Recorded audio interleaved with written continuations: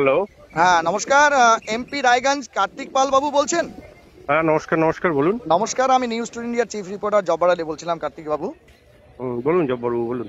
বলছি যে কানকি এলাকার লোকের একটা বড় ডিমান্ড ছিল, যেহেতু সেখানে কানকি ধাম হয়েছে এবং একটা তীর্থক্ষেত্রে পরিণত হয়েছে, পর্যটনের একটা বিষয় আছে, সেখানে দূরপাল্লার ট্রেনের স্টপেজ দরকার। এবং আপনি সাম্প্রতিককালে জানিয়েছেন, সোশ্যাল মিডিয়া মারফতও আমরা জানতে পেরেছি যে আপনি কানকিতে দুটো ট্রেনের স্টপেজের আবদার করেছিলেন রেলমন্ত্রী অশ্বিনী বৈষ্ণব সাহেবকে, এবং সেটা স্যাংশন হয়েছে। একটু ডিটেলস যদি আমাদের জানান, কার্তিক বাবু।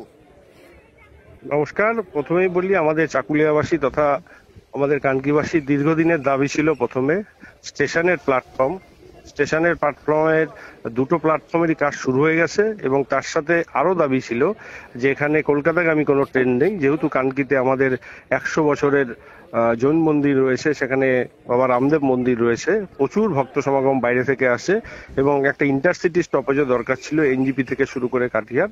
সেটারও রেল দপ্তর অনুমোদন দিয়েছে। খুব তাড়াতাড়ি আমাদের এই ট্রেনগুলো কানকি স্টেশনে দাঁড়াবে। তার সাথে আমাদের যে লক্ষ্য সেটা হচ্ছে কানকি স্টেশনকে একটা ভালো সুন্দর পূর্ণাঙ্গ স্টেশন তৈরি করে মানুষের যাতে সুবিধা হয় এবং সর্বস্তরের সাধারণ মানুষ যাতে সেখান থেকে দূরপাল্লার বিভিন্ন ট্রেনে পৌঁছাতে পারে গন্তব্যে, সেই চেষ্টা আমার থাকবে। বলছি বলছি বলছি কার্তিক বাবু, আরেকটা বিষয় যেটা জানার আছে, যে রেল স্টেশনের সঙ্গে রোড কানেক্টিভিটি, কারণ হুম। হচ্ছে যেই জৈন মন্দিরের কথা বলছেন, ঐতিহ্যবাহী উত্তর দিনাজপুর জেলার, তার সঙ্গে রোড কানেক্টিভিটি খুব ভালো, কিন্তু স্টেশনের সঙ্গে মেইন রোড যেটা ন্যাশনাল হাইওয়ের পাশে সেই মন্দির অবস্থিত, সেটার হুম। মানে রোড কানেক্টিভিটি বা ট্রান্সপোর্টেশন বিষয়টা একটা গুরুত্বপূর্ণ বিষয়। এ বিষয়ে কি ভাবনা চিন্তা আপনাদের?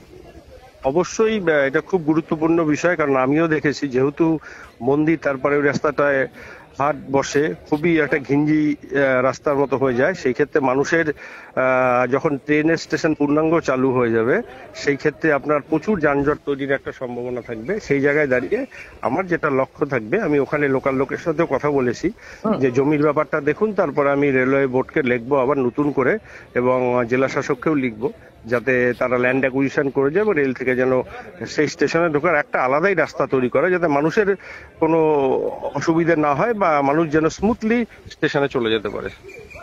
তার সঙ্গে আরো দুটো বিষয় জিজ্ঞেস করব, যে রায়গঞ্জের মানে রোড ওভার ব্রিজ একটা বিষয়, এবং সেই সঙ্গে আপনি বলছিলেন যে ইসলামপুরে মানে বক্স কালভার্ট করে দেওয়া, যাতে অন্ততপক্ষে অ্যাম্বুলেন্স বা ছোট জাতীয় যানবাহন মানে রেলওয়ে ট্র্যাকের নিচ দিয়ে যেতে পারে, সেটাকে টেকনিক্যালি একটা প্রভিশনালাইজ করা।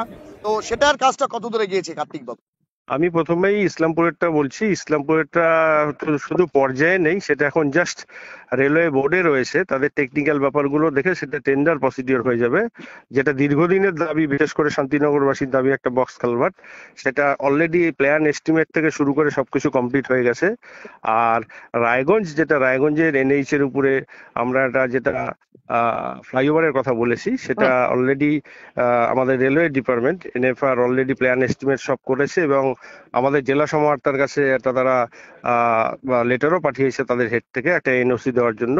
নো অবজেকশন সার্টিফিকেটটা পেয়ে গেলে আমাদের সেই কাজটা খুব তাড়াতাড়ি শুরু হয়ে যাবে। ঠিক, অনেক ধন্যবাদ। ধন্যবাদ। নমস্কার। নমস্কার।